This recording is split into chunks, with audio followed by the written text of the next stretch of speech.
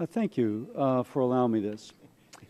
I am struck at the smirks when Ms. Issues speaks of whiners.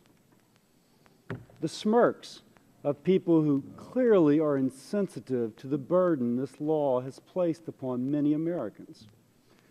Here is a study showing that for women, 2013 to 14, average premium increases of 41%. Going up as high of 41% with different age ranges having 18, 28, and 37. If you're one of those folks who's lower income, not on a subsidy, and someone in Congress is calling you a whiner and smirking over the inside joke, I cannot believe that. Secondly, Mr. Green, you mentioned the National Journal. Unfortunately, that article is a little old. Here, I submitted for the record this, which shows that health care premiums skyrocketing, not according to Price Waterhouse, which did that study, but to insurance brokers. In Delaware, up to 100%. California, 53%. So I've submitted this for the record, but now I'll submit something that came out on the record today, because we just heard about how wonderful cover California is doing.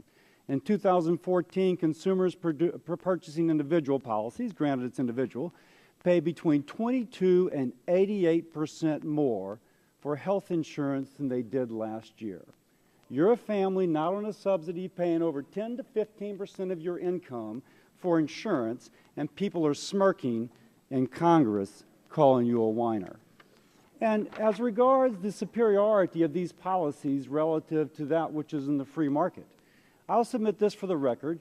Kansas Town employees loses health care coverage due to Obamacare, more expensive, less generous, and Blue Cross Blue Shield said they wouldn't cover anyone unless they worked more than 30 hours. Therefore, part-time employees now lose their health coverage.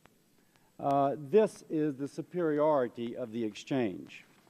Now, again, as to the Shangri-La of how wonderful Obamacare is, here's another article from National Journal. Is Obamacare living up to its pre-existing conditions promise? And the reality is no.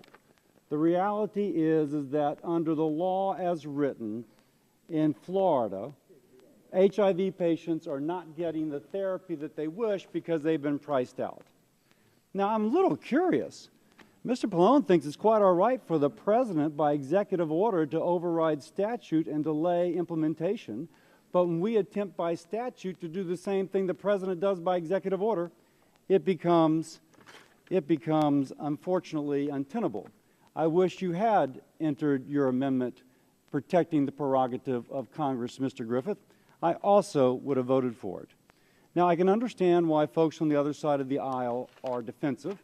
In 2009, I wasn't on the committee then, but here's something for the record. 32 Democrats voted to kill a GOP amendment that explicitly allowed people to keep their current health care plans. Explicitly allowed.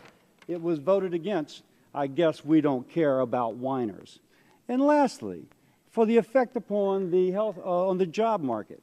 As it turns out, there's 10,000 more jobs, but there's not 10,000 more people working, 10 million more people working. I've been looking at this, and the low-income worker has, and it's statistical, I can provide it for you, has had her hours decrease from 40 to 30 and is having to take second jobs.